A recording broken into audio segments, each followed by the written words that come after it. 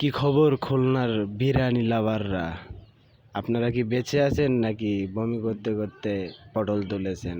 যান আরো বেশি করে খান 30 টাকার কুত্তার বিরিয়ানি। বাঙালি তো সস্তা পাইলে বস্তা ভরে নেয়, আর মাংনা পাইলে আলকাতরাও খায়। 2 দিন আগে নিউজ পেলাম খুলনায় কুকুরের মাংসের বিরিয়ানি বিক্রেতা সহ 4 জন শ্রমিককে গ্রেপ্তার।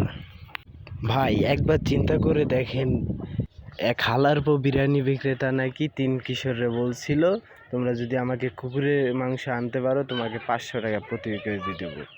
এই চুলপাকনা ছেলেগুলো টাকার লোভে পড়ে তার 2টো কুকুর পোষা আর একটা কুকুর ধরে একটা পরিত্যক্ত রাস্তায় নিয়ে যেয়ে জবাই করত।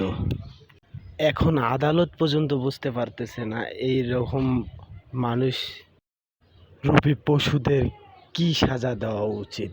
এদেরকে তো এখন আপনারা কি খাসির মাংসই খাচ্ছেন নাকি কুকুরের মাংস খাচ্ছেন?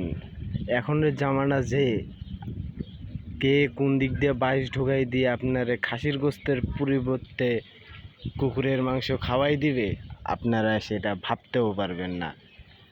সবাই সতর্ক হন।